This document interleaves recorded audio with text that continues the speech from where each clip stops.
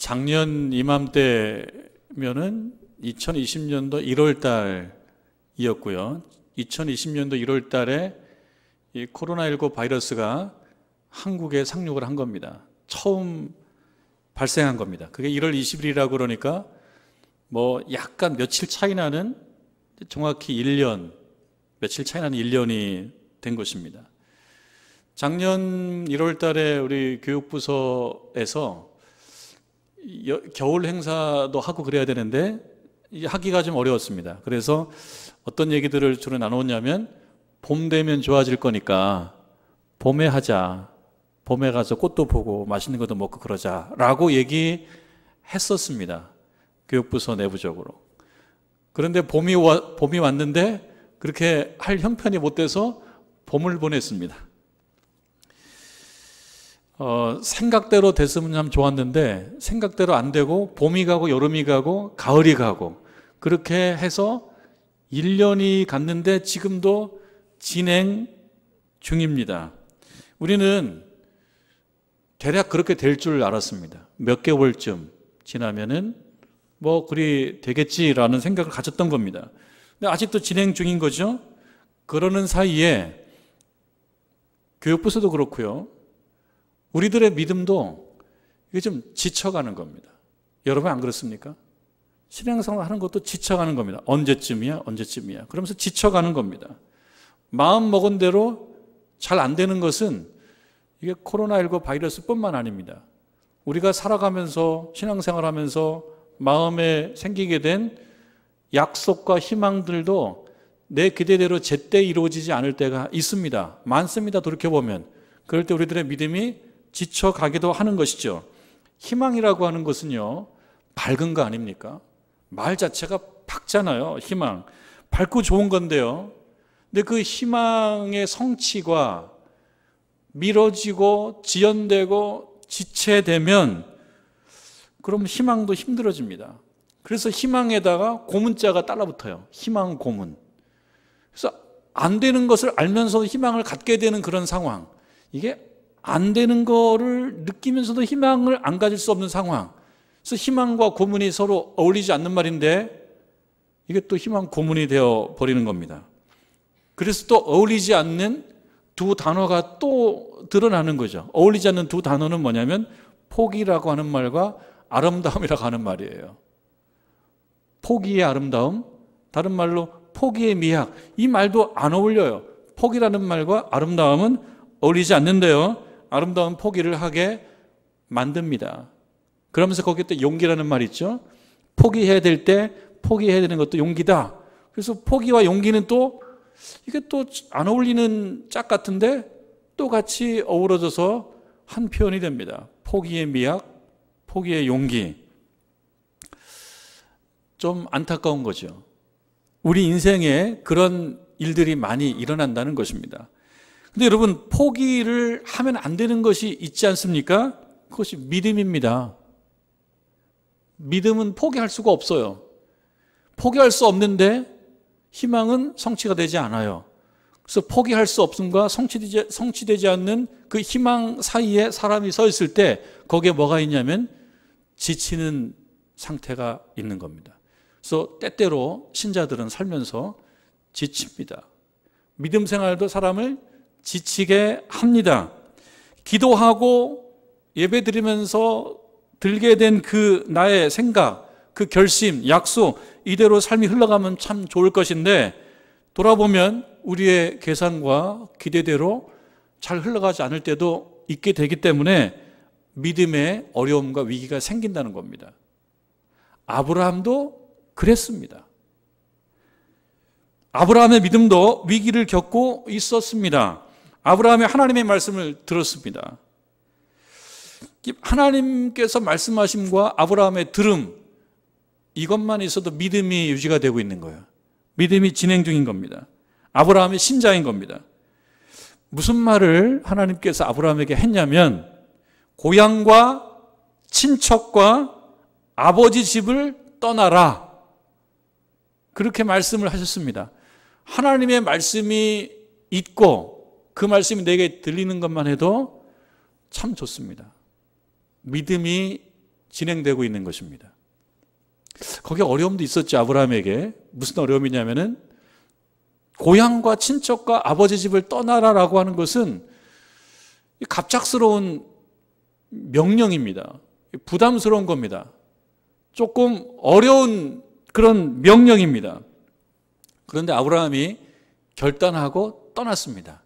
이것이 또 믿음이죠. 아브라함에게 있어서. 아브라함의 믿음은 어떤 것이냐?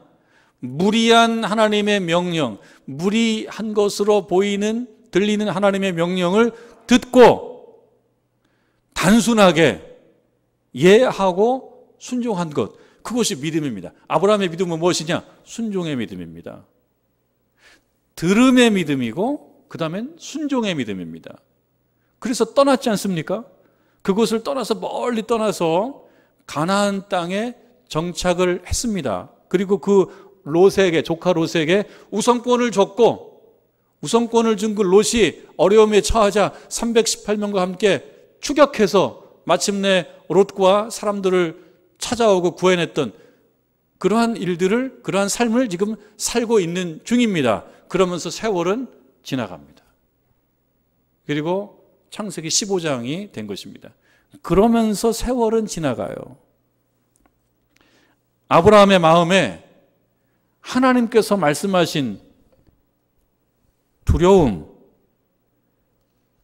여호와의 말씀이 환상 중에 아브라함에 임하여 이르시되 아브라함아 두려워하지 말라. 아브라함아 두려워하지 말라. 하나님의 명령이 있었고 그 명령에 순종이 있었고 그 순종에 따라가는 삶이 있었고 그러는 과정에 세월은 가고 그러면서 마음의 만족과 기쁨이 있으면 좋은데 하나님께서 그렇게 말씀하셨던 것처럼 아브라함의 마음에는 두려움이라고 하는 부정적 정서가 조금씩 자라고 있더라는 거예요. 하나님의 말씀이 있고 또 들음이 있는 그런 믿음 생활이 유지가 되는 가운데에서도 그 신자의 마음속에 두려움이라고 하는 정서도 생길 수 있더라. 이 두려움은 뭐냐? 아브라함의 그 마음에 자라나기 시작한 그 두려움이라고 하는 정서는 그 내용이 뭐냐? 내용이 뭐겠습니까, 여러분? 하나님께서 떠나라고 했죠. 명령했죠. 순종했죠. 그 명령 속에는 하나님의 약속이 있었고 그 약속에 대한 신뢰가 있었기 때문에 아브라함은 믿고 떠났었습니다. 여러분 창세기 12장을 보면 하나님께서 명령하시고 아브라함이 순종한 기사가 나오는데요. 창세기 12장 7절에 보면 여호와께서 아브라함에게 나타나 이르시되 내가 이 땅을 내 자손에게 주리라. 그런 약속의 말씀 속에서 아브라함이 순종했고 따라갔고 그렇게 살고 또 그렇게 살아가고 그거 아니겠습니까? 그러니까 아브라함의 마음속에는 뭐가 있습니까? 하나님의 명령만 있는 게 아니고 그 명령 속에 하나님의 약속이 있었죠. 그 약속은 무엇이었냐면은 이 땅을 내 자손에게 주리라. 그러니까 두 개를 준다는 거예요. 하나는 이 땅을 준다는 거예요. 지금 떠나서 정착한 이 땅을 주시겠다는 겁니다. 감사한 일이죠. 땅은 곧 재산이고 부고 그렇지 않습니까? 물질이고 그거 있어야지 살지 않습니까? 그런데 거기에 이 땅을 누구에게 준다고요? 내 자손에게 준다. 그러면 아브라함에게는 또 어떠한 약속인 거냐면 자손을 주겠다는 거예요. 자손을. 하나님께서 아브라함에게 자손을 주시고 땅을 주시겠다는 겁니다. 다 주시겠다는 거예요. 그 약속의 말씀이 있고 그 약속에 따라서 순종했고 따라왔고 세월이 가면서 그런데 그 약속이 성취가 안 되고 지연되고 지체되다 보니 그 마음에 뭐가 생기냐? 두려움이라고 표현하는 부정적 정서가 자라더라. 여러분 우리들도 신앙생활을 하면서 하나님의 약속의 말씀을 듣고 명령을 순종하고 그렇게 살아가다가 그 약속의 말씀이 이때쯤 이루어져야 되는데 내가 생각하고 기대하는 그때에 그 약속이 성취가 되지 않을 때 마음에 두려움이라고 표현하는 어떤 부정적 정서가 우리들에게도 잘한단 말이죠. 그 두려움의 내용은 또 뭐였냐면, 두려움의 내용은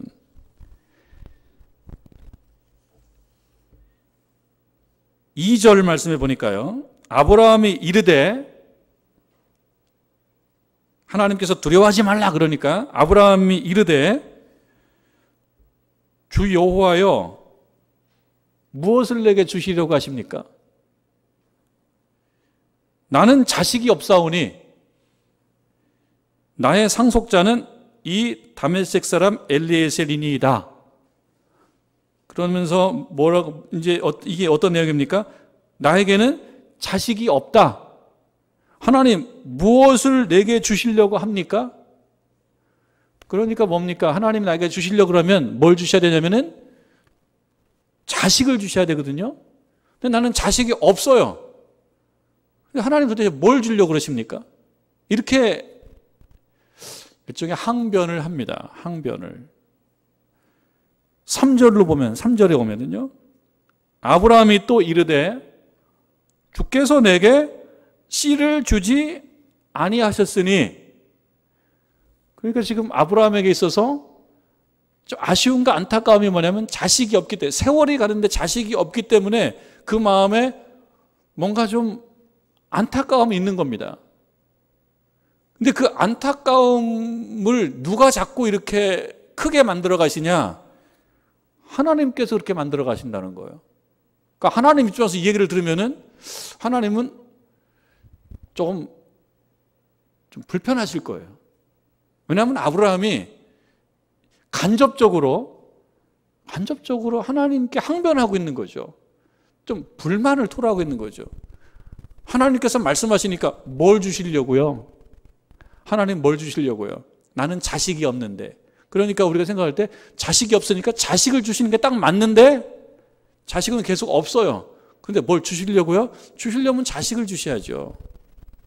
자식이 없기 때문에 나에게 오는 그 답답함이 있습니다. 근데 자식이 없다는 거에 대한 책임은 누구에게 있느냐? 여기 보니까 하나님께서, 주께서 내게 씨를 주지 아니하셨습니다.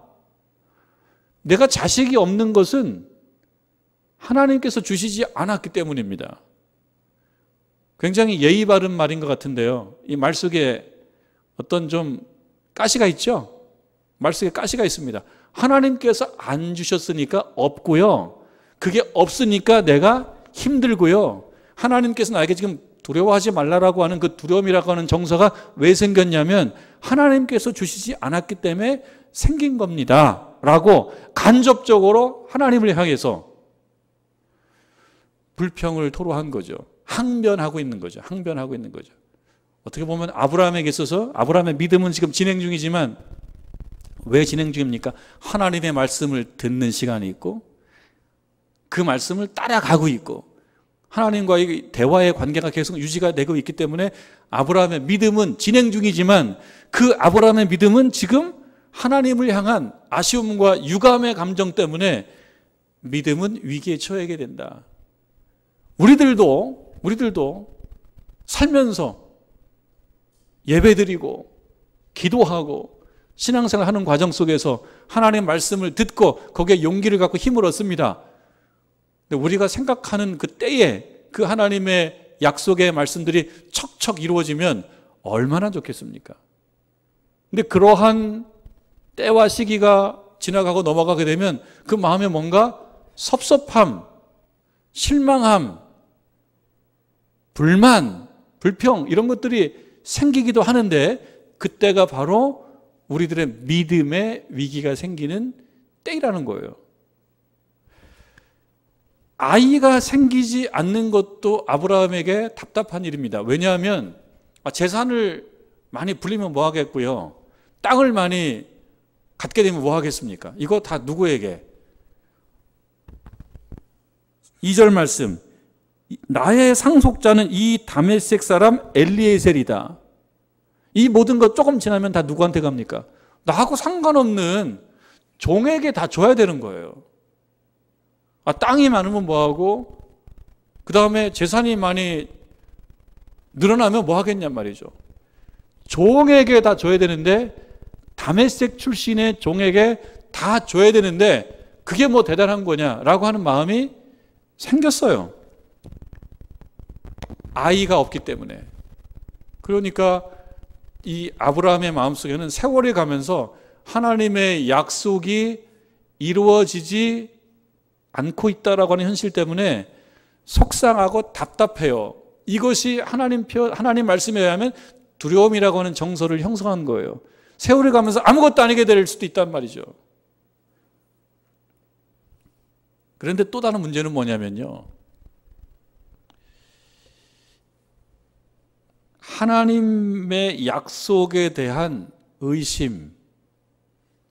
그러다 보니까 하나님께서는 약속하신 것도 안 지키실 것 같기도 하는 그러한 어떤 불안함. 그러니까 하나님에 대한 의심과 그 의심에 기초한 하나님에 대한 포기, 이러한 유혹이 그 마음속에 있는 거예요. 그 두 가지가 있는 거예요. 하나님의 약속이 이루어지지 않은 내 삶에 있어서 뭔가 안 되는 것도 답답하지만, 보다 더 중요한 건 그러다가 하나님을 잊어버려요. 하나님을 불신하게 돼요. 그 정도쯤만 믿어요, 하나님을. 하나님은 때때로 안 해주시기도 하는 분, 그 정도쯤만 믿어요. 왜냐? 현실의 기초에서 보니까 아닌 거예요. 그래서 이렇게 지금 이 말 속에는 그 좀 안타까움이 들어있어요. 하나님께서 내게 씨를 주시지 아니하셨으니 내 집에서 길린 자가 내 상속자가 될 것입니다. 하나님께서 안 해주셨으니, 하나님은 안 해주시기도 하는 분, 또 약속하신 거를 때때로 지키지 않기도 하는 분이라고 하는 마음이 생기게 되면 신앙이 반쪽이 되죠. 그냥 해왔으니까 신앙생활을 하지만, 교회생활도 하고 신앙생활도 하고 교우들도 만나고 그렇게 하지만, 그동안 전적으로 신뢰했던 그 하나님에 대한 나의 순수한 마음의 일부분은 포기할 수밖에 없는, 그러니까 반쪽이 되는 신앙생활을 해야 된다라고 하는 그 사실, 그것이 아브라함에게 위기입니다. 이런 상황 속에서 하나님께서 말씀을 하신 거죠. 이런 상황 속에 이 마음을 아셨는지 하나님께서 말씀하신 거죠. 아브라함아, 두려워하지 말라. 나는 내 방패요, 너의 지극히 큰 상급이다. 나는 너의 지극히 큰 상급이다. 이 말 속에 어떤 뜻이 있습니까? 여기서 말하는 상급이라고 하는 것은 어떤 왕이요, 위험함에도 불구하고 그 일을 잘 수행한 신실한 종에게 주는 특별한 표창이에요. 하나님께서 아브라함에게 말씀하는 겁니다. 나는 너에게 상급이다. 그러면 그 속에는 어떤 말이 들어가 있어요? 아브라함, 너가 위험을 무릅쓰고 신실하게 그 임무를 잘 수행하고 있다는 것을 얘기하고 있습니다.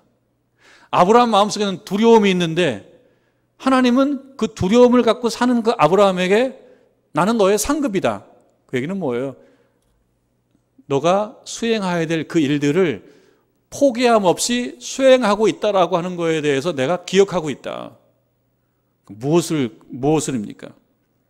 약속과 현실의 간격이 큰데도 하나님의 약속과 그 약속의 성취, 그것이 아직 일치가 안 돼서 약속과 성취 사이의 간격이 큰데도 그 가운데 서서 이리 흔들리고 저리 흔들릴 수도 있는데, 그래도 현실의 기초에서 대략 타협하지 않고 그래도 아직은 약속을 붙들고 살아가고 있는, 근데 그 약속 속에는 이미 걸림돌이 들어가 있어서 약속이 안 될 것도 같은, 그럼에도 불구하고 약속을 붙들고 살고 있는 그러한 현실에 대한, 그러한 임무 수행에 대한 하나님의 인정이죠.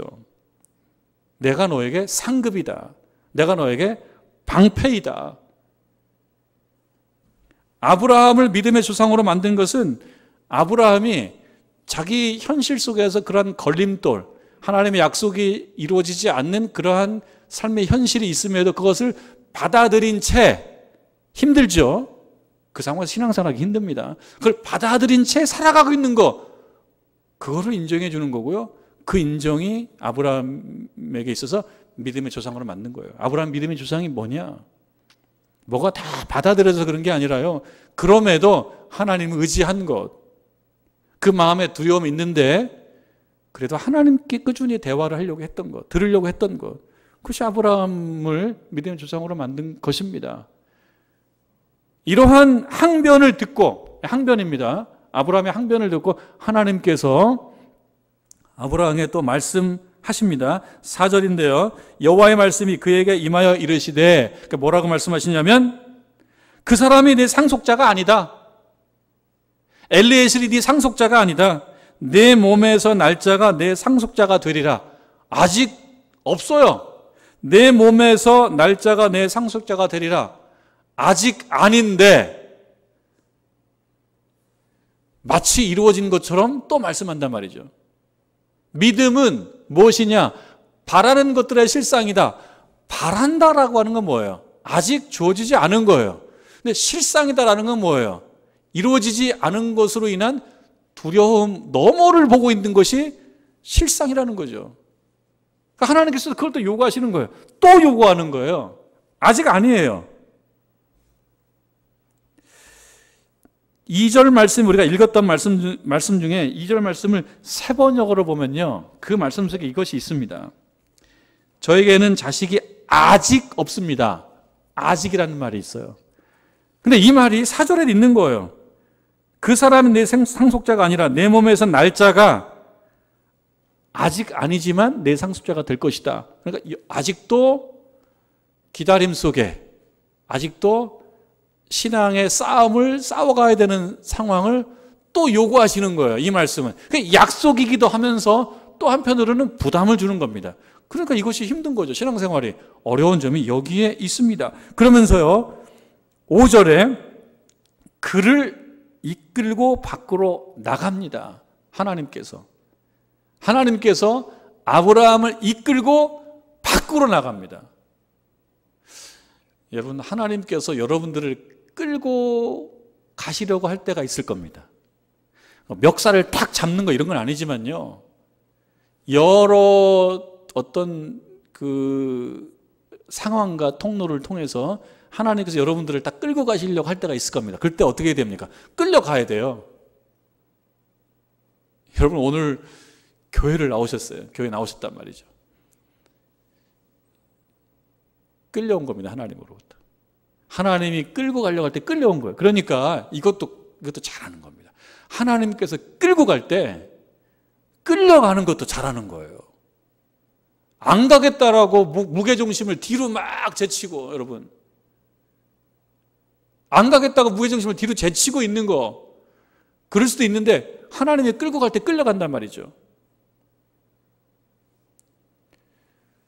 예배당에 오신 분들만 끌려온 게 아니고요, 지금 방송으로 예배 드리고 있는 분들도 끌려온 거예요. 하나님께. 하나님이 그 자리에 앉힌 거예요. 지금도 우리 작은 휴대폰을 보면서 마음을 모아서 예배 드리는 우리 교우들이 있습니다. 하나님께서 끌어다가 그 자리에 놓은 거예요. 왜? 예배 드려라 본 겁니다. 그래서 여러분, 하나님이 끌고 갈 때 끌려가는 것도 잘하는 겁니다. 이것도 믿음입니다. 여러분, 하나님께 끌려가는 여러분 되시기를 주님의 이름으로 축원합니다. 끌려갈 줄 알아야 돼요. 그래서 끌려갑니다. 그를 이끌고 밖으로 나갑니다. 그러면서 뭐라고 얘기하냐면은, 하늘을 우러러 무뼈를 셀 수 있나 보라. 이거 뭐예요? 이거 뭐예요? 어찌 보면 엉뚱하죠. 하늘을 보면서 뭘 보라? 별을 봐라. 하나님, 어제도 봤고 그제도 봤어요. 뭐 별이 뭐 별겁니까? 별이 별겁니까? 뭐 새로운 게 뭐 있습니까? 별이. 그 별이 그 별이죠. 별을 보라고 합니다. 별을.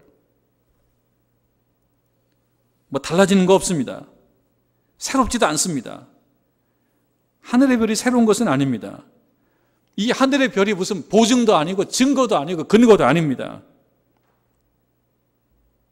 그런데 이 별을 보면서요,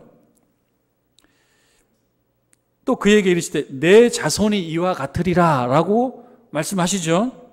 6절에 아주 원색적인 결론입니다. 아브라함이 여호와를 믿으니 여호와께서 이를 그의 의로 여기셨다. 별을 보고 별 가운데 말씀하시는 하나님의 그 말씀, 아직도 아닌데 근데 그것을 보고 믿었다는 거예요. 별을 보고. 그 별이 뭐예요? 평범한 별 아닙니까? 어제도 있고 그제도 있고 뭐 지난달도 있고 작년도 그 별 아닙니까? 그거를 보고 믿게 되더라. 평범한 건데요.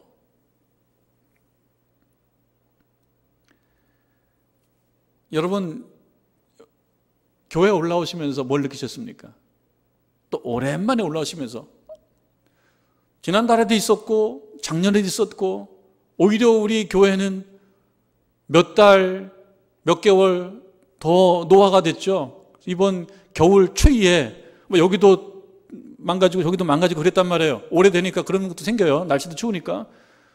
예전 교회, 지금 교회 무슨 차이? 똑같은 교회고 오히려 예전 교회가 더 새 거였죠. 그런데 교회에 올라오시면서 마음에 어떤 감동도 있으셨을 겁니다. 가슴이 뛴 분도 있으셨을 겁니다. 평범한데요. 별하고 똑같아요. 아니 옛날 별이나 어제 별이나 그제 별이나 똑같은데 그 별이 어느 순간에 가슴을 뛰게 만들어요. 그 별이. 하나님께서 끌어다가 앉혀놓은 그 자리에서 보게 된 그 별은 이 특별한 별입니다. 그럼 여러분 이 시간에 하나님께 나와서 예배드리는 이 시간은 하나님께 끌려 나온 건데요. 이 예배, 지난주 예배, 지지난주 예배 큰 차이가 없지만 그러나 하나님께서 끌어다가 앉혀서 여러분 보게 만드신 이 별은 특별한 별입니다. 이 예배 가운데 여러분 보는 이 별 가운데 뭐가 있냐면 믿음이 있는 거예요. 자기도 몰라요. 믿게 되는 거예요. 믿게 되는 거예요.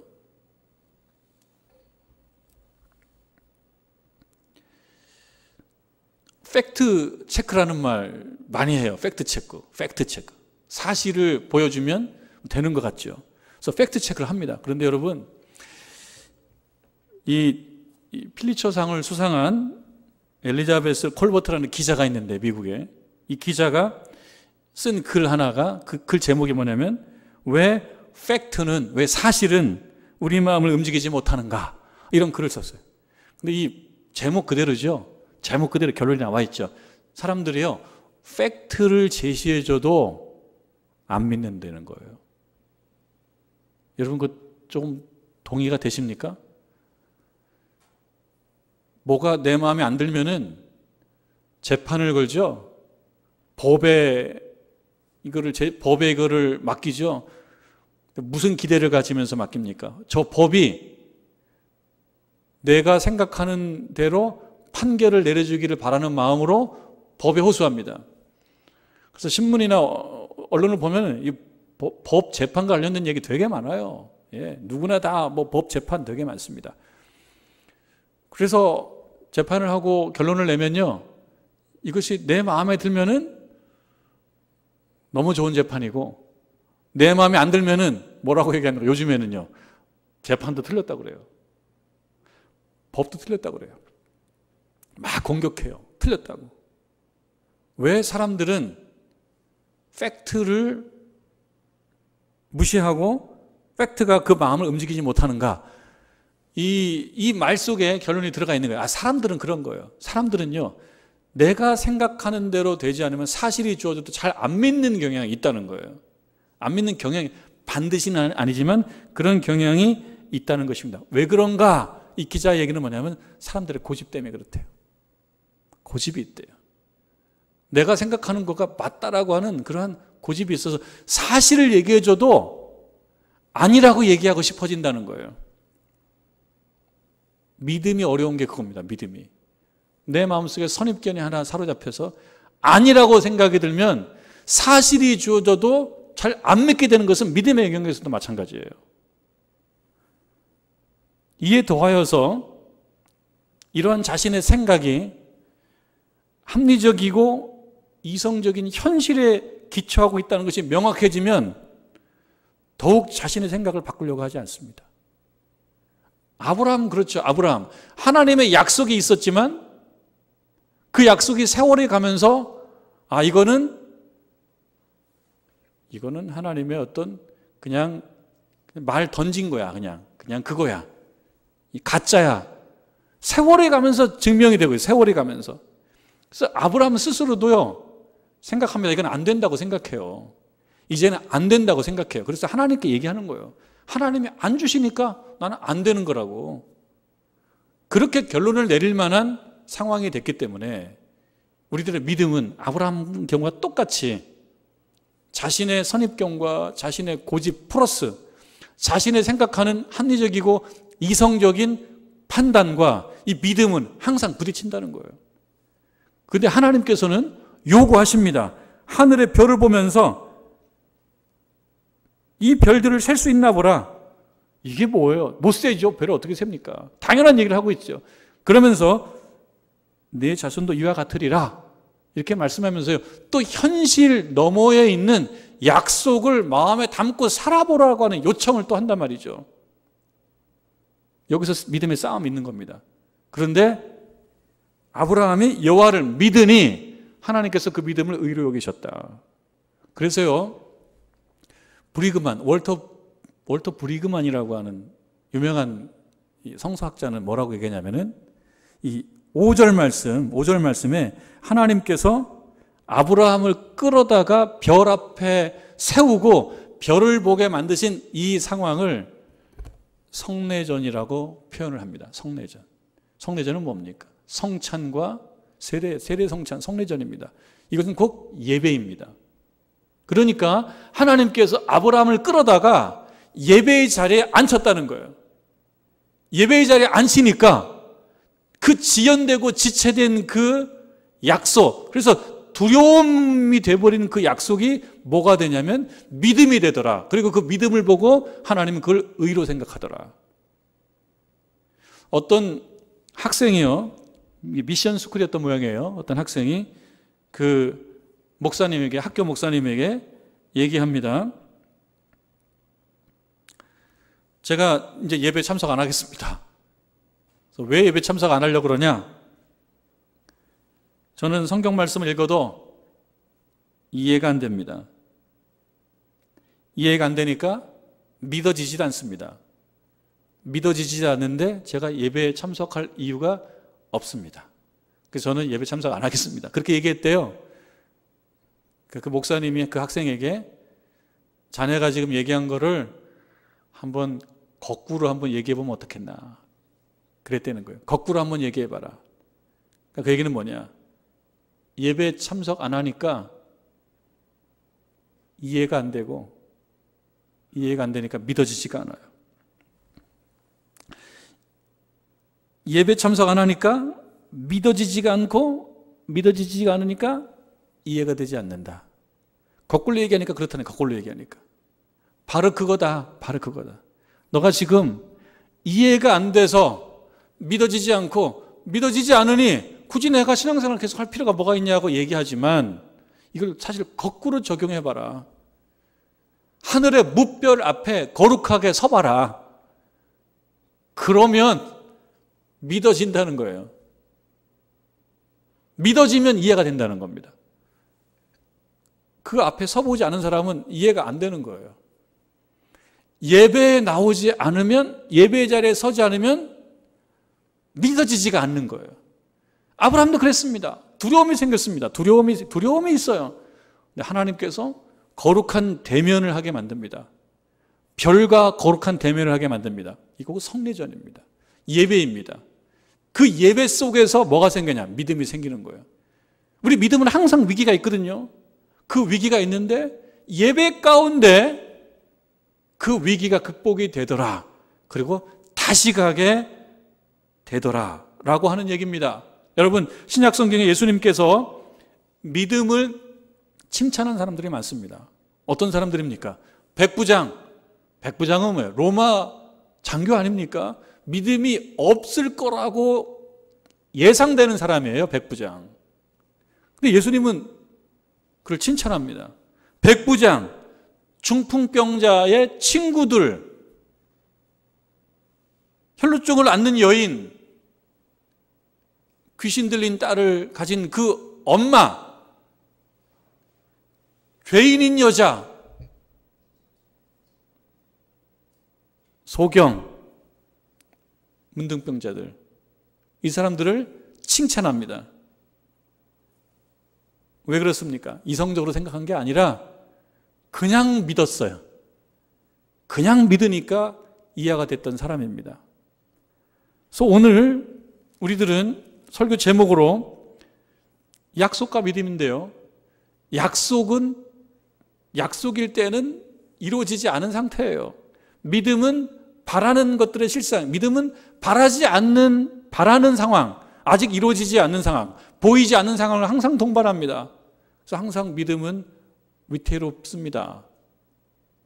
그럴 때 예배는 그 위태로운 믿음을 다시 세웁니다. 하나님 앞에 와서 그 앞에 놓여진 하늘의 뭇별을 바라보게 될 때 새롭게 되는 역사가 생기고, 그 새롭게 되는 역사를 통하여 하나님은 그 백성들을 칭찬하시며 그 믿음을 의로 여기신다. 믿음의 자녀가 다 되시기를 주님의 이름으로 축원합니다.